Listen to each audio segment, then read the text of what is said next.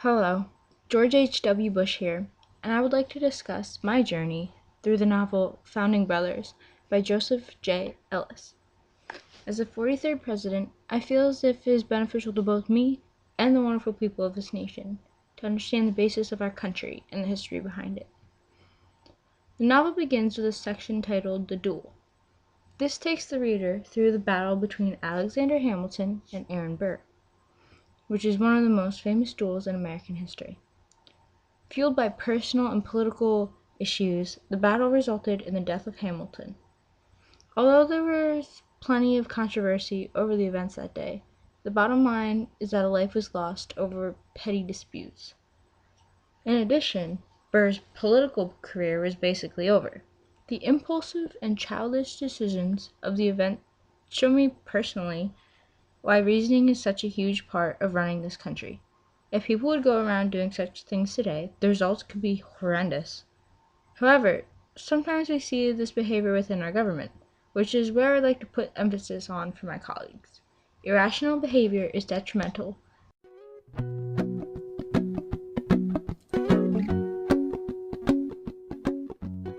The next chapter of the book was called The Dinner. Within the pages of this chapter, Ellis detailed the dinner hosted by Thomas Jefferson, accompanied by Hamilton and Madison. In June of 1790, Hamilton admitted to Jefferson that his financial plan for the country had come to a congressional stalemate.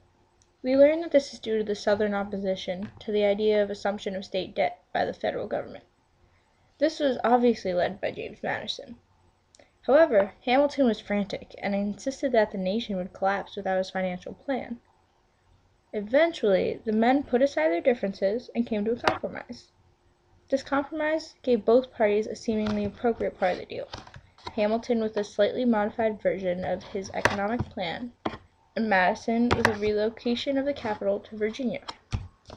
I feel that compromise is a major part in politics, as you can see through my actions with Congress when negotiating the budget for the 1991 fiscal year. This resulted in the Omnibus Reconciliation Act of 1990. In both my situation and the one between Hamilton and Madison, we see that compromise is simply the best way to conclude any political debate.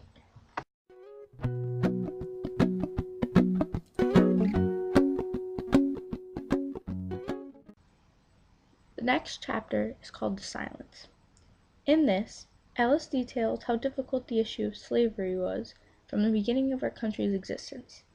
In 1790, a Quaker delegation and Benjamin Franklin sincerely encouraged the House of Representatives to debate an end to the African slave trade. Ellis explores this debate, discovering the outrage Southern representatives displayed.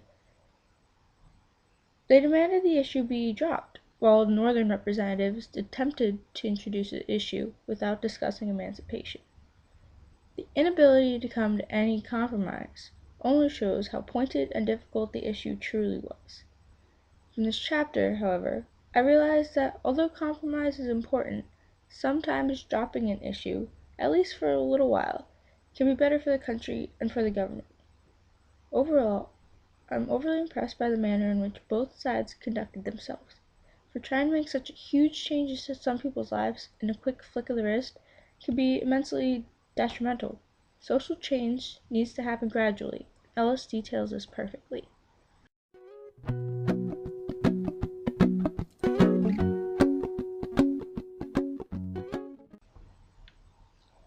Following the silence comes the chapter titled The Farewell.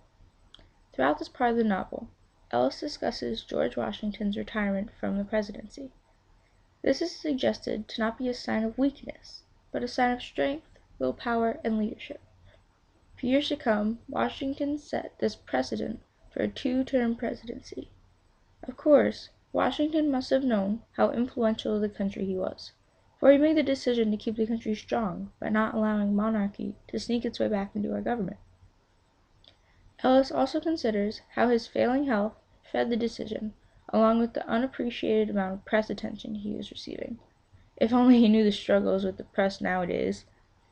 I highly appreciate and respect the decisions made by George Washington because his presidency shaped the ones to follow, and he did not set a poor example.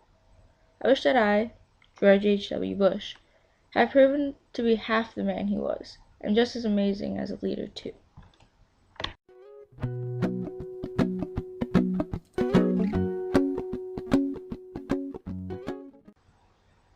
This next chapter was called The Collaborators. In 1796, it was quite clear that this election between Adams and Jefferson was a completely new concept to the country. Both men were complete polar opposites, but as previous chapters can tell, they were great friends and colleagues with great respect for one another.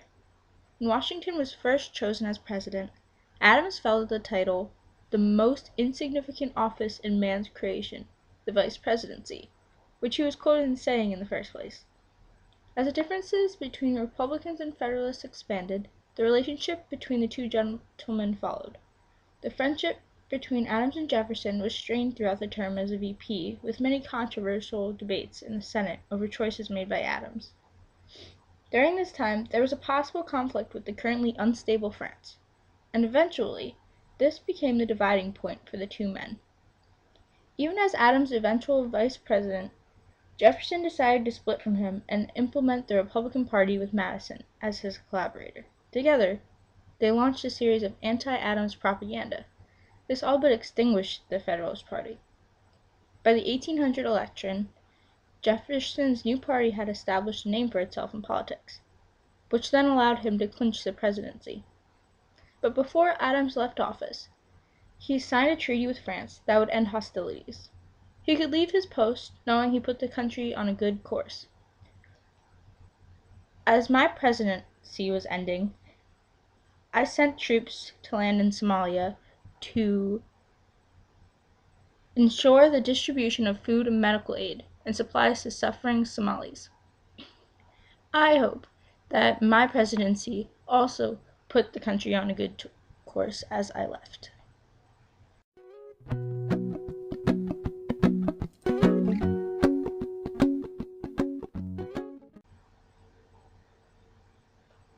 Following the collaborators comes the friendship. Within the pages of this chapter, Ellis examines the renewed friendship between Adams and Jefferson. This persisted through the correspondence until their death.